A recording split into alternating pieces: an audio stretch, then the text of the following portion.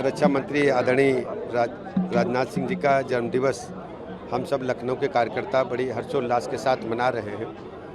पूज्य अटल जी की ये धरा है। अटल जी ने जो सपना विकसित लखनऊ का, विकसित प्रदेश का देखा था, आदरणीय रक्षा मंत्री राजनाथ जी से नेतृत्व में, उनके मार्गदर्शन में लखनऊ विकास के सारे आयाम छू रहा है।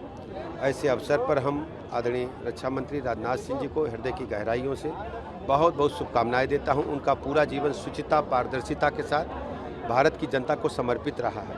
वो भारतीय जनता पार्टी के ऐसे कुछ नेताओं में शामिल हैं जो जिला अध्यक्ष के, भारतीय जनता पार्टी जिलाध्यक्ष रहे हैं, प्रदेश के अध्यक्ष रहे हैं, राष्ट्रीय अध्यक्ष रहे हैं और देश के लगभग सभी बड़े पदों पर रह चुके हैं।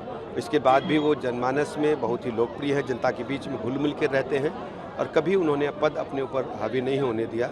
ऐसे यशस्वी रक्षा मंत्री जी, लोकप्रिय सांसद माननीय राजनाथ सिंह जी का हम हृदय की गहराइयों से बहुत बहुत शुभकामनाएं देते हैं, उनका अभिनंदन करते हैं। माननीय सर्वोच्च न्यायालय ने जो निर्णय लिया है बिहार के चुनाव के संबंध में, हम सब उसका स्वागत करते हैं और देश में संवैधानिक संस्थाओं पर प्रश्न चिन्ह लगाना इंडी गठबंधन कांग्रेस और उनके सहयोगी दलों आरजेडी का ये लगातार एक सगल रहा है और समाजवादी पार्टी जितने भी पक्षी दल हैं उनके पास केवल एक आरोप संवैधानिक व्यवस्था को आरोपित करना है, जबकि निष्पक्षता, पारदर्शिता के साथ लगातार चुनाव आयोग अपना काम कर रहा है।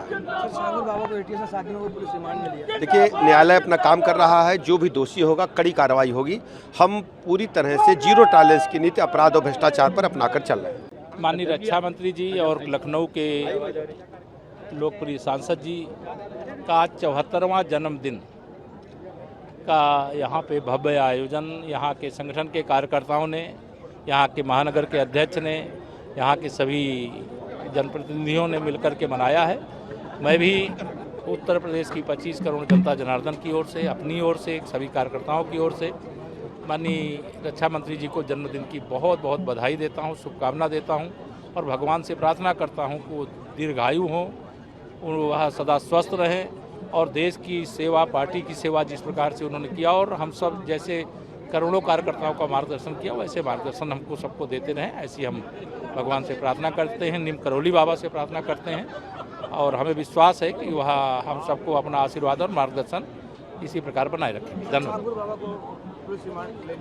अरे अभी जन्मदिन मना सर, आज बिहार के मुख्यालय मामले में जो पुनेत्रा का मामला था उसमें सुप्रीम कोर्ट ने रोक लगा दी है। आप क्या कहेंगे? सुप्रीम कोर्ट ने ये भी कहा है कि हम उनको रोक नहीं सकते। देखिए, ये बात तो लगातार चुनाव आयोग भी कह रहा था, भारतीय जनता पार्टी भी कह रही थी कि जो संवैधानिक संस्थाएं हैं, चाहे वह चुनाव आयोग हो, चाहे वह अन्य कोई संस्थाएं हों, वो अपने संवैधानिक अधिकारों के तहत जो परंपरागत तरीके से होता रहा है वो कर रहे हैं। इनको मिर्ची इसलिए लग रही है कि इनके घुसपैठिए वोटरों का नाम निकल जाएगा। इनको मिर्ची इसलिए लग रही कि जो बूथ कब्जा कर लेते थे, एक मतदाता को 10 बूथों पे नाम चढ़ा लेते थे, वो सच्चाई सामने उजागर हो जाएगी। लेकिन आज माननीय सर्वोच्च न्यायालय ने जो आदेश दिया है उसका भी स्वागत है और चुनाव आयोग के फैसले का भी स्वागत है, क्योंकि यह सच्चाई देश के सामने भी आनी चाहिए और जो मतदाता एक से अधिक स्थान पे मतदाता बना हुआ है वह एक से अधिक नहीं, एक ही स्थान का मतदाता रहे। इस दिशा में जो कदम उठाए गए हम उसका स्वागत करते हैं। ममता बनर्जी ने नीति आयोग से माफी मांगने की बात कही। उन्होंने कहा पश्चिम बंगाल की जो बिहार जो मेंशन किया उस पर उन्होंने बदलाव करे और माफी मांगे। किनसे? ममता बनर्जी ने कहा नीति आयोग। देखिए, क्या विषय आया मैंने अभी देखा नहीं है, लेकिन टीएमसी भी जा रही, भाजपा आ रही।